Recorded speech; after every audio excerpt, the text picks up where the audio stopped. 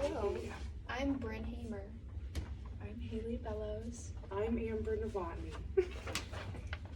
and we're performing the true story of the Three Little Pigs. Oh. Everybody knows the story of the Three Little Pigs, or at least they think they do, but I'll let you know on a little secret. Nobody knows the real story because nobody has ever heard my side of the story. I'm the wolf, Alexander T. Wolf. You can call me Al. No one knows just how this whole big bad wolf thing got started, but it's all wrong. Maybe it's because wolves eat cute little animals like bunnies and sheep and pigs. That's just the way they are. If cheeseburgers were cute, folks would probably think people were big and bad too. But the whole big bad thing is all wrong. The real story is about a sneeze and a cup of sugar. Way back, once upon a time, our friend the wolf was making a birthday cake for his dear granny. He had a terrible sneezing cold. He had ran out of sugar. So he walked down the street to ask his neighbor for a cup of sugar.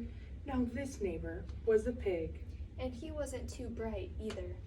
He had built his whole house out of straw. Can you believe it? Who in his right mind would build a house out of straw? So of course, the minute the wolf knocked on the door, it fell. Right in, and he didn't want to just walk into someone else's house. So he called. Little pig, are you in? No answer. He was just about to go home without the cup of sugar for his dear old granny's birthday cake. That's when his nose started to itch. He felt a sneeze coming on.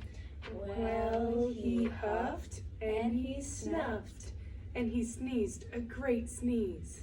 And you know what? The whole darn straw house fell down, and right in the middle of the pile of straw was the first little pig, dead as a doornail. He had been home the whole time.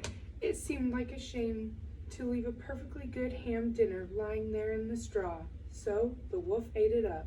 Think of it as a big cheeseburger just lying there. He was feeling a little better, but he still didn't have his cup of sugar. So he went to the next neighbor's house. This neighbor was the first little pig's brother. He was a little smarter, but not much. He had built his house of sticks. He rang the bell on the stick house.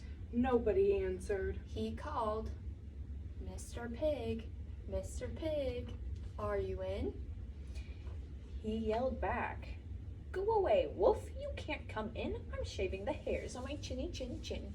He had grabbed the doorknob when he felt another sneeze coming on. He huffed and he snuffed. And he tried to cover his mouth, but he sneezed a great sneeze. And you're not going to believe it, but this guy's house fell down just like his brother's. When the dust cleared, there was the second little pig, dead as a doornail. Wolf's honor.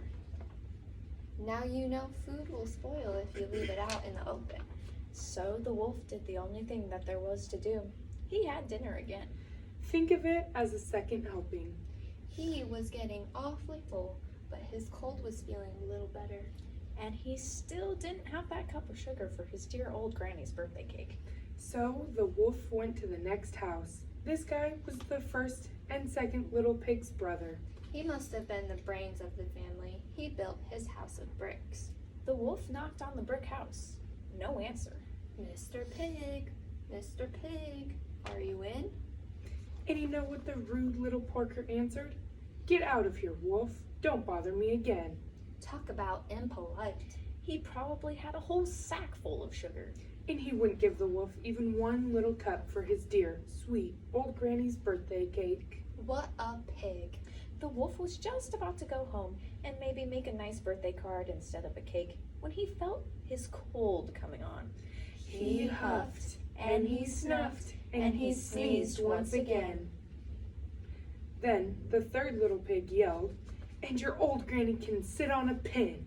The wolf was usually a pretty calm fellow, but when he heard somebody talk about his dear, sweet old granny like that, he went a little crazy. When the cops drove up, Of course, he was trying to break this pig's door, and the whole time the wolf was huffing and puffing and sneezing and making a real scene.